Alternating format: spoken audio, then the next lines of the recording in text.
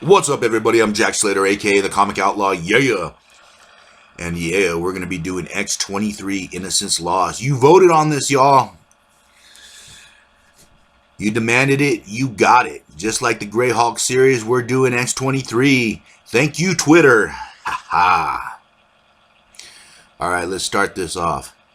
A long time ago, someone had made the mistake of messing with something savage, primitive, kidnapping him, wiping his memory, injecting his body with antimantium. The pain that surged through his body threw this creature into a rage, and he began to destroy everything. All the scientists that went with it. As one runs and tries to get away, the guards firing their guns at this savage creature, but to no avail. It slices and dices its way through, killing everything in sight. And then, as he thinks he's gotten away, the claws go through his chest and he falls. As this creature, named Logan, Wolverine, savage, and mind-wiped, disappears into the snow, leaving a pile of corpses behind. But yet one man lands to pick up the pieces, to pick up the research, because Wolverine did not destroy the research. He only destroyed the man. Grabbing his dog tags, grabbing the briefcase, he realizes there's still work to do. Going to a young child, Xander Rice, giving him those dog tags of his father, and then explaining what happened. As he holds this child in his arms, he holds the future of his company.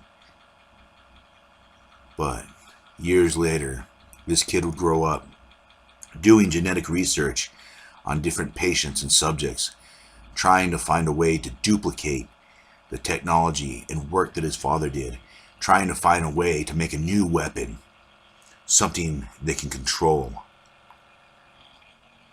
As he passes through, he passes the secretary, opens the door and sees his boss. He has hired someone new, Miss Kenny. Kenny is a wonderful geneticist, and she's here to help him with the problem they have. They've been trying to clone Wolverine for a while now, and they haven't been successful. But this man feels that Kenny may have the answer, that she may finally have the solution for the problem they've been working on so long. A way to get their own weapon, their own Wolverine, their own version of a Weapon X. As he begins to go through and explain that so many have sacrificed, so many have died. But that is part of science. Sacrifice. And what would she be willing to sacrifice for her research? As he asks if he can handle Xander, she says yes, she's handled worse men. She has had a dark past, something her and Xander have in common. And she's used to dealing with destructive men. As she begins to research, she notices that the DNA keeps breaking down, and they don't exactly know what it is yet. It could be any number of things in the mutant DNA. Or maybe it's not. Maybe it's something simpler than just a missing part. As they begin to make embryo after embryo, failing each time, the embryo falling apart, disintegrating. As Rice watches, wondering what they're going to do next, how they're going to fix this problem. And then an idea comes to her. As this guy is literally boffing his secretary, his boss's secretary, she comes up with a great idea. She comes up with the idea of why not substitute a female chromosome. So it would technically be a genetic duplicate, only it would be female. Xander, of course, objects to this. And I think Xander mostly objects to this because it wasn't his idea. He wants to be in control. And he wants a male subject.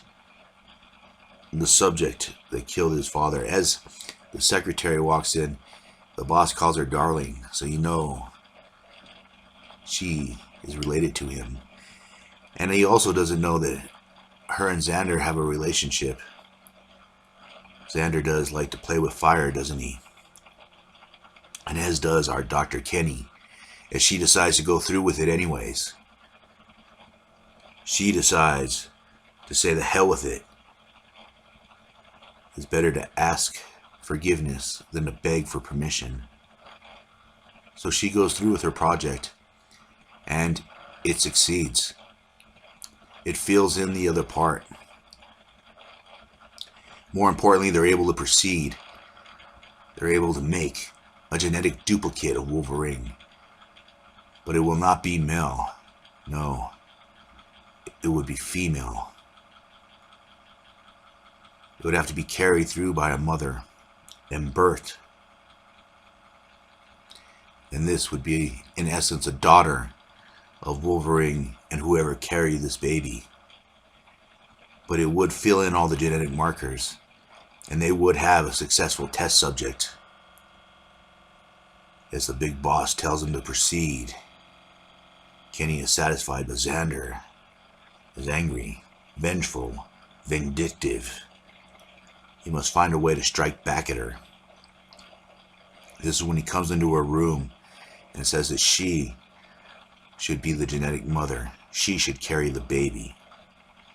It should be her that carries this new test subject to term. And this is her research. They don't really give her a lot of choice. Remember, sacrifice in science. As she carries the baby, she reads stories like Pinocchio. She wonders what's going to happen to this child. She knows how Xander is. What's this child going to be put through? She knows it's going to be used as a weapon. As she gives birth, the baby cries. It's healthy, fit. As Dr. Kenny worries what's going to happen to it next. What it's going to be put through. And Xander finally has his test subject. He finally has a way of revenge against the man who destroyed his father. What will happen the next time? What will Xander do to this test subject? And how will it become weapon X-23? We'll find out the next time, won't we? And I'll catch you on the flip side, yeah.